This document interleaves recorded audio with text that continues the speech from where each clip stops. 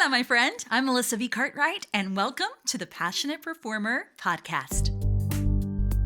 You have a voice that deserves to be heard, and you also deserve to have a performance career where you don't feel like you're sacrificing who you are to meet the demands of the industry. I'm a Latin singer-songwriter, actress, and voice coach with 25 years of experience, and so I get it. I understand the grind, the joys, the ups and downs, and everything in between. We cannot keep doing the same thing, expecting different results. So we are here to help you problem solve those challenges, figure out why we're feeling the way we do, and give you the next right step. We are not here to mess around. We are ready to take action. Let's go.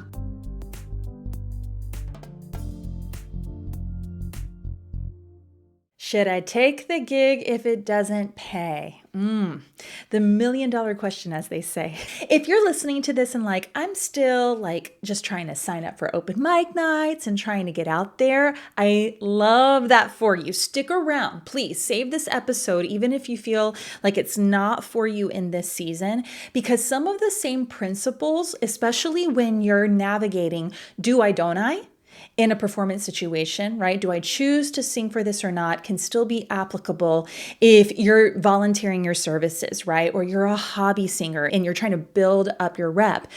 But this truly, I'm speaking to the person who you're a pro or a semi-pro, right? You're getting paid for your singing services. And you're running into some things that have you feeling a little you can feel it first in your stomach, right? You're like, something feels a little off, or you're faced with analysis paralysis. It's really hard to make a decision. What is the challenge? Yes, you keep saying to gigs, to contracts, to performances, because you feel this obligation to have work, right? Hashtag booked and blessed. You want to build your resume, but the reason it's feeling off is because you're taking on projects or singing opportunities that you're anxiety ridden. You are anxiety ridden and your body is trying to say Mayday, Mayday for a number of reasons. Let's kind of break down why, because there could be multiple here that all live at the same time. I mentioned the first one. You feel it immediately in your body. You feel it in your stomach and your heart rate. Your body is reacting in a very anxious or activated way with something feels off about this, okay? You know you deserve better pay, right? And you're maybe worried about burning a bridge. I've been in that situation so many times because we want the guarantee of I am going to be able to have a gig. I'm going to be able to get paid. And maybe you are in a situation where this is your livelihood. And it is a matter of, am I going to be able to pay my rent this month or not? And I just want to say, I hear you. I see you. It is a tough situation to be in. Maybe one of the first things your body is signaling is actually your voice is telling you, so I don't feel as free or as strong as I know I can to sing in this role, in this place, doing these songs. Maybe you've done these songs, right? Maybe you're a part of a cover band or you're doing weddings. This is all part of your repertoire. It's part of your wheelhouse. And your voice is one of the first things that feels off. I've sung this a million times. My voice feels limited. All right. So that could be a reason. And also, maybe you are constantly taking on unpaid opportunities like local open mic nights, going out to karaoke with friends. Maybe there's a cabaret, like a community cabaret that somebody is hosting. And you're like, let me go sign up. For the sake of singing, for the sake of exposure. But you have done so many of those and something is still feeling off again. I kind of want to push the pause button here a little bit and just do a sidebar on open mic nights. And I want to have this conversation with you. It's something I've actually been seeing on my social media as well. I typically love them. My overall sentiment for open mic nights is awesome. easy opportunity because in my coaching services, I do work a lot with adults who are trying to go pre-pro. And this is a very natural, easy next step. Where I live here in coastal Virginia, there are tons of them. There is one every single week, just minutes away from my house, probably a couple that I could pop into easy peasy. But here is the thing that's giving me pause lately, especially as it pertains to this conversation about being paid for our work and doing work that brings us joy. Are businesses taking advantage of open mic nights to provide free entertainment? I'm talking about restaurants, breweries, wineries, establishments that offer another service like food services that hosts open mic nights. Is it free entertainment? Because here's the nature of an open mic night. More often than not, you do have a host facilitating it. They're probably bringing their gear so that anybody can plug in, whether they're an instrumentalist / vocalist, whether they're using a track or whether they're going to do something else like a spoken word or sing a cappella. Open mic nights, for the most part, the audiences are very, very gracious, very friendly, very welcoming because you're all in the same boat together. You're there to support each other as artists for art's sake. And you're there probably to try out new material, especially original material. Now, that is probably the most common open mic scenario. I do know of other scenarios where a lot of arts organizations host their own open mic nights to provide opportunities for artists that maybe don't have other places to do so. There's a great theater here in town. Shout out to the Ziders American Dream Theater in Virginia Beach. They have seasonal open mic nights for singer-songwriters, as well as musical theater themed ones too. Now these, more often than not, you just pay a couple of dollars, to put your name on the list, but that's it. You're singing for your fellow artists in the room. And again, very, very friendly, very welcoming, very gracious, there to support you and to support art for art's sake. We do this inside of the Passionate Performer program. We have an online open mic night that we do once a quarter for the very same thing, a place to practice those performance muscles with the friendliest audience you will ever have. So in a sense, it's not necessarily like free entertainment. It's more like singing in community. Open mic nights at restaurants and coffee houses and all that kind of stuff can do the same thing. But for the sake of our conversation about getting paid and getting paid, what you are worth, well, I retract that statement because it's not about what you're worth. Getting paid because you deserve it. Period.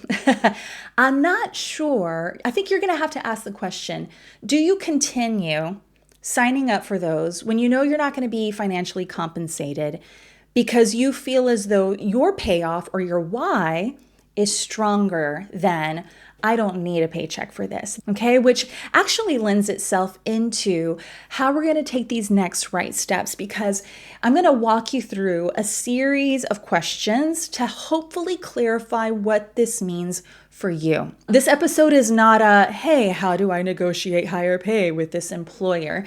That's not what we're going to do. In fact, if you do want services like that, check out the Passionate Performer program, book a one-on-one with me. We can walk through what you need to do next so that you sing in these spaces that make you come alive. But this is really more a reflective exercise.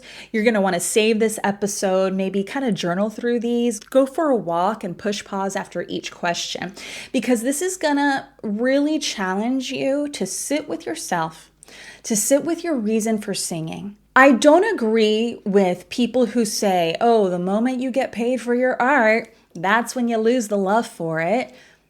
That is not everyone's story. In fact, we are here and this podcast exists so that you can do this even when it's your quote unquote job and love it and show up in ways that feel most like you. So I'm not going to buy into that, and I hope you don't either. And I'm going to say this, if you get to the end of this podcast, to the end of these questions, and after you've sat for a while with them, and your conclusion is, I think I am going to take a pause from singing, Awesome. You know why I want to cheer you on in that, even if that is the conclusion? Because you did the work and you're showing up with honesty and you know what is best for you. And I'm going to quote it's a scripture. All right. So if you are non-religious, the same thing still applies here. Like, what does it profit a man to gain the whole world? And in this sense, get all of the dream gigs, but lose your soul in the process. And these questions are here for you to make sure that that stays intact. That when you are getting up in front of an audience, whether it be of thousands of people or an audience of 10, you feel like you are present with your soul intact and singing from a place of joy. I just want to leave you with that. You ready? Here we go. Let's dive into this. Now, you've heard me say this a lot, and the same thing still applies here. If it isn't a hell yes, it's a no. Okay? There are going to be opportunities, paid, non-paid, where you will be able to immediately sense that and like, oh my gosh, yes, this is a dream opportunity. But here's the challenge. What if it's not so obvious, right? What if it's not 100% versus 0 on the hell yes versus no side? What if it's more like 51-49? That's going to be a little tricky. And I've been in those situations and they are very, very tricky to navigate. So when it's more like that, when it's a little bit muddier in terms of the decision-making process, let's go on to the next question. This, Kristen Chenoweth actually said this in an interview. Somebody asked her about how do you decide whether or not you're going to commit to a script or to a role? And she said she thinks about, if I see another person playing this role that I was offered, am I going to feel jealous? Am I going to have these regrets for not taking it on? Okay. Now, is jealousy always the best tool, to just for that to be your compass or your guide? Maybe not. But I want you to be aware of feelings of jealousy or feelings of envy and get curious about those feelings. They don't have to be your guidepost, but they can definitely signal, okay, why did I react this way? Why am I feeling jealous or envious, especially when I come across this one person's social media where they're doing all the very things that I want to do? Maybe she has a similar musical style that I do. Maybe we even look alike, right? But she's doing it and I'm not. Just let that be a guiding light for curiosity's sake. If you can sit comfortably with, oh, no, this is meant for me, and that has moved the needle towards the hell yes, then there you go. That answers the question. Let's move on to another question that could be a guidepost for you. If I do say yes to this, what do I have to say no to? When someone tells you, oh, you can do it all. No, you can't. Maybe you can't do it all, but everything's going to get the scraps. Nothing is going to get the best of you. You're human. You can only give what you can give.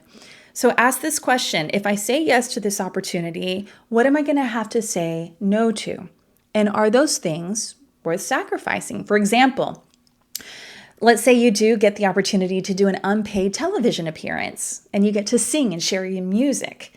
But maybe it's in a market where you do want to perform more and you do want to get paid to perform more. That might be a good trade-off. You have to decide, is it worth your time and energy to go do that for the sake of the doors that it could open up? All right, just trying to provide some real life examples for you. Next question. How is the body keeping the score in this moment? We already talked about why you're feeling a conflict. Now, I don't want you to confuse Zen, peace of mind, a hell yes, with the complete absence of activation in your body. Because honey child, how many times have you heard, do it scared, right? Do the thing. And then what happens in those moments for a lot of people is, oh, I'm so glad I did it. The pain of the regret of not doing it for them was way worse than the activation in their body of actually doing the thing, of actually taking on that role or performing in front of an audience. So you have to decide, and you can do this with the help of a therapist, maybe even your physical trainer, okay? Anybody who has experience with somatic science, with how the body reacts to certain situations, would be a wonderful person to have on your team as you navigate these decisions. You may get to a point where you just feel so free and warm and fuzzy, and you're like, let's go, let's do the thing. You are in your element. That's amazing. I just want to make sure that you don't use that as your measuring stick for whether or not you should do it. You may feel some butterflies. That doesn't necessarily mean it's an opportunity not worth pursuing. You know the difference between straight up fear, straight up, I feel like a square peg in a round hole.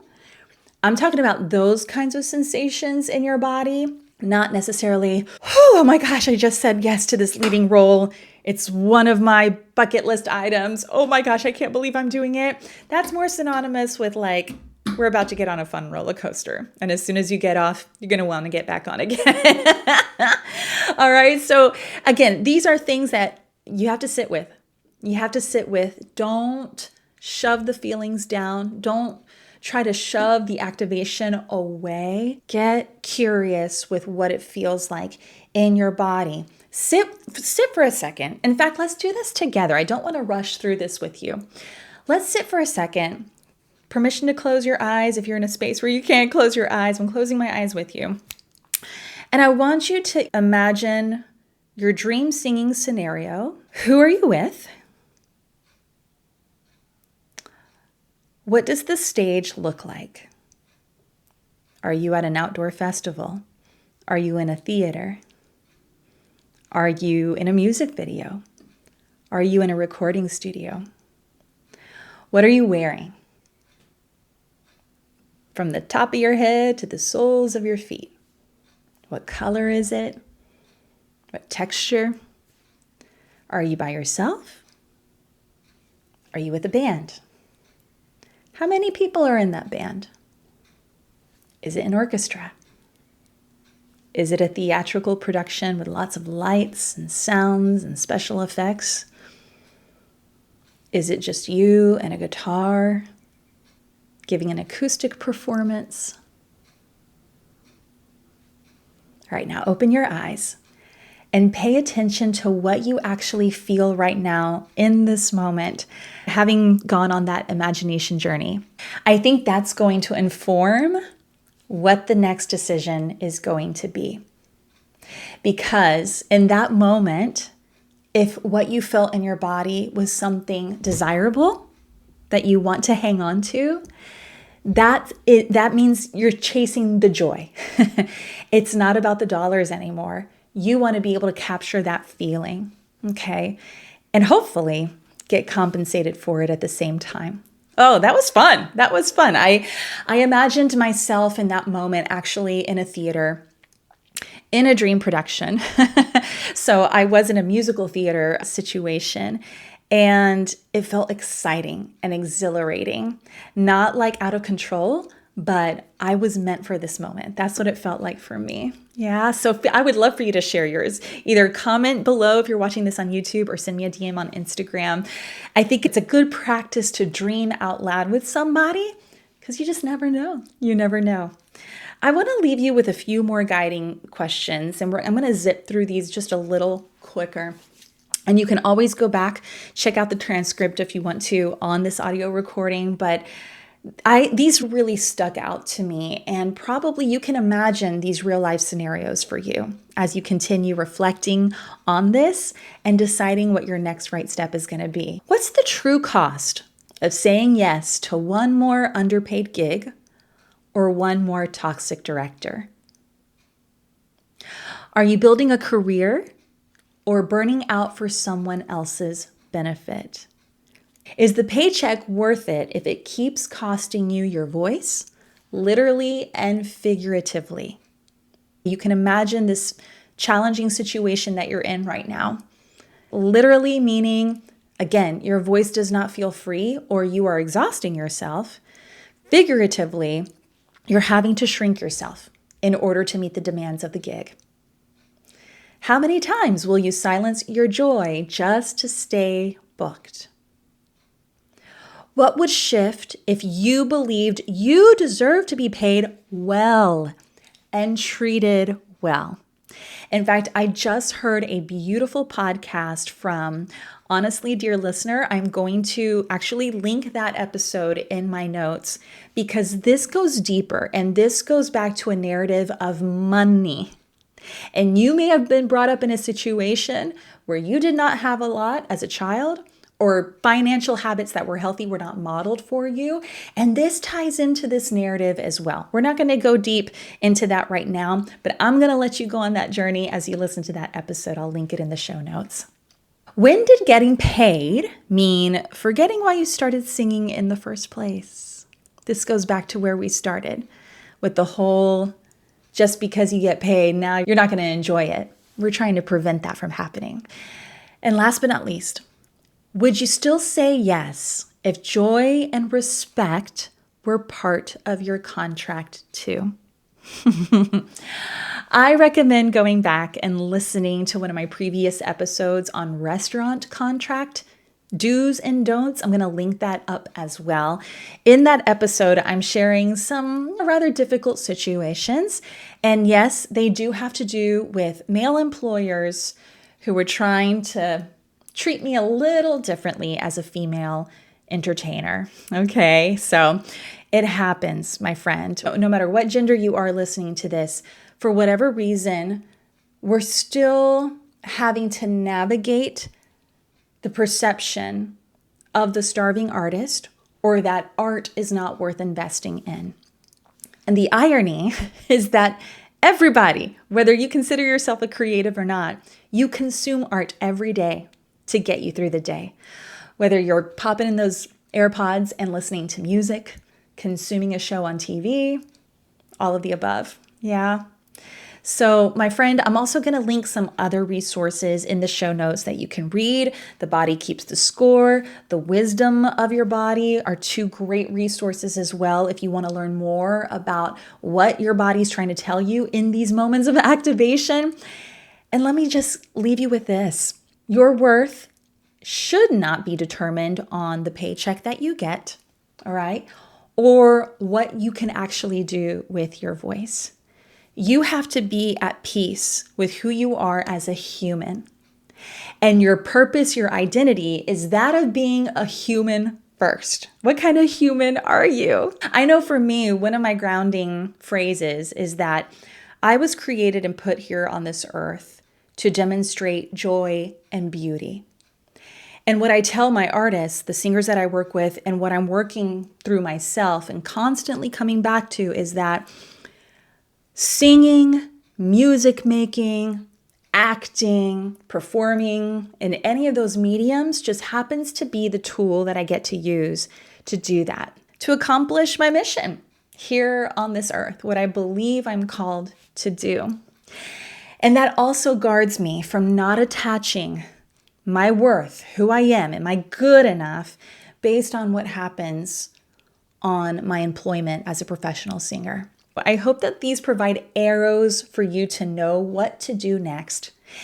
And even that next step is probably going to feel a little scary too, especially if you've gone through these questions and you realize, I got to go back and negotiate for higher pay. I've got to go back and say no. I've got to go back to this restaurant manager that keeps undercharging me, telling me I can just play for tips, and break up with them basically, so that I make room for opportunities that are a definite hell yes. Let's do it, my friends. I know that you can do it. If you found this episode to be helpful, please leave a rating and a comment below. I'd love to connect with you. If you want more resources on not just how to sing the way that you want to sing, but show up in these performance spaces with all the confidence of knowing who you are and knowing what your voice can do. That is why the Passionate Performer program was created for singers and amazing humans just like you. Check it out in the show notes, and I will see you in the next episode.